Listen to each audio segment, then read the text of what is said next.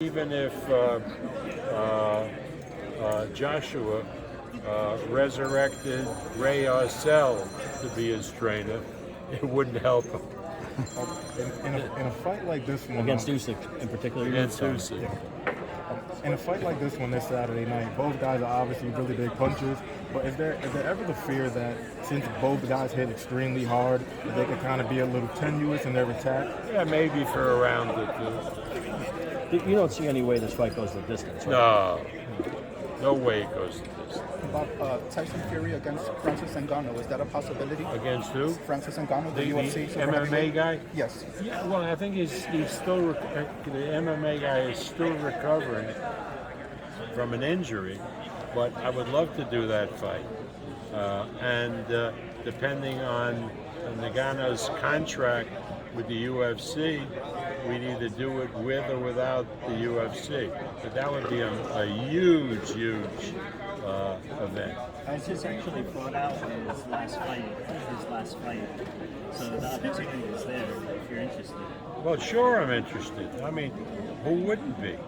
Ngannou was the heavyweight champion of the UFC, and Tyson Fury. I think it would be a huge event. Tyson just asked for $500 million sticking out of retirement. Well, he didn't say dollars. Maybe he was talking pesos. So let's just say Tyson Fury does get that one fight back. Do you think it's going to be a multi-fight, or he's just going to come back to try to unify the titles? No, I think that's up to Tyson. Tyson's a very intelligent guy. He has a lot of opportunities outside of boxing. So you take it with a guy like Tyson, you take it one step at a time. And so I'm optimistic, without discussing it with him, that sometime down the road he'll fight the winner of Joshua Usyk, which I hope is Usyk, and he'll fight Ngannou, and maybe call it a day. But I know he loves training, and he loves being in the ring. So that's a plus. Bob, I know it's extremely difficult to say, but do you have any idea when we can possibly see Lomachenko back in the ring, or is it just too difficult? Well, that depends. Lomachenko was supposed to fight Kamboza, but he wouldn't leave Ukraine because he's fighting in the defense force. So I'd have to talk to Igis, who would talk to Vasily, to see now if a fight opened up with Devin Haney, whether we could expect Lomachenko to come out and do that fight. Bob, Again, that's something that I can't predict.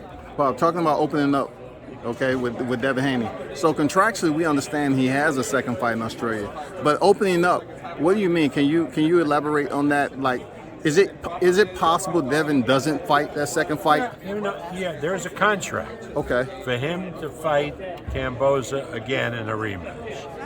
But again, when sensible people have a contract and there's another way to go, you might be able to do that. In other words, nobody is talking about breaching a contract. Okay.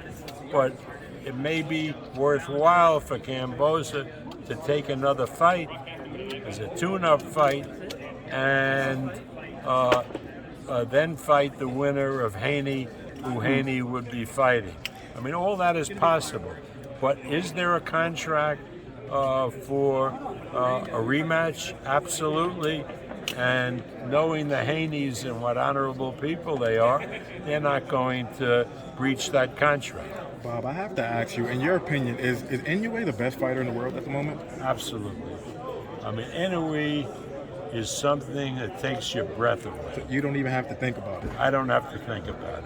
I've never seen a little guy like that who is such an extraordinarily good boxer, punch like he's Tyson Fury. So, what do you think his cap is in terms of weight? He's at 118 right now. What do you think is his cap, probably? I don't really know. It's just a privilege for us to co-promote him with my friend Honda-san, and You know, how much longer he'll stay at 118, I'm not sure. But for me, I just love the kid, and I love watching him. So I have to ask you, Stephen Fulton has been calling him out for a really long time now. He is unified at 122. He's trying to become undisputed at 122. And then he said after he gets those belts, he wants to face Inoue. Is that the guy that you believe will give Inoue his toughest test? I don't know. I mean, and I'm not aware that he has seriously talked about fighting Inoue at 118. I'm not sure. At 122, actually. Well, I don't know if Inoue is ready to go up to 122. There's some other kid who has the other belt at 118, Paul Butler. Yeah, that might be the more logical guy to fight. For unification. Will that fight take place in the UK or in Japan?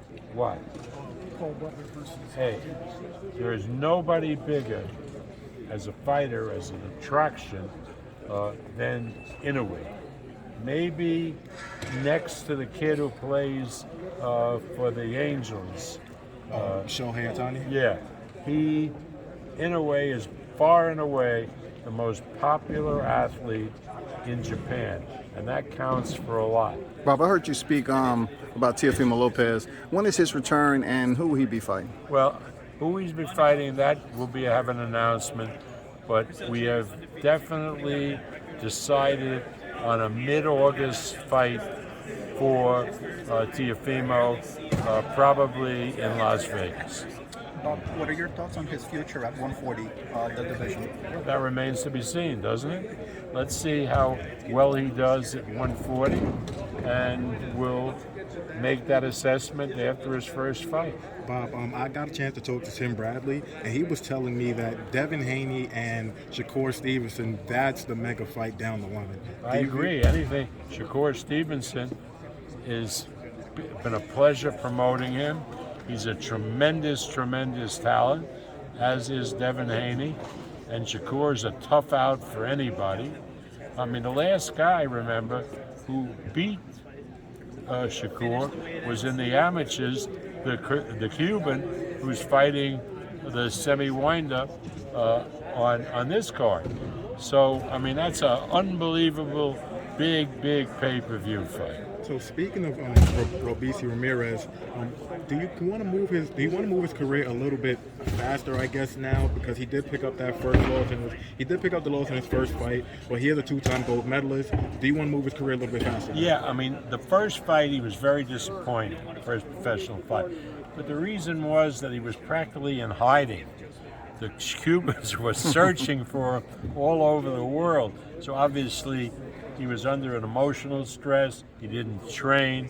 Now we're seeing the true Robeisy.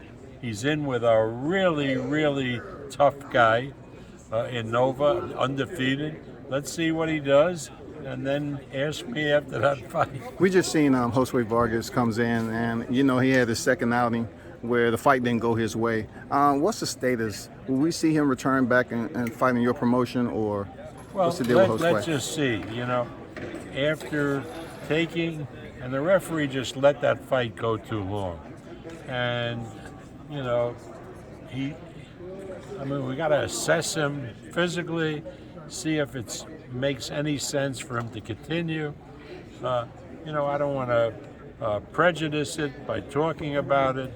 Let's see what happens. Do you believe that the knockout loss to Zepeda kind of pushed his career a little bit downward? Absolutely.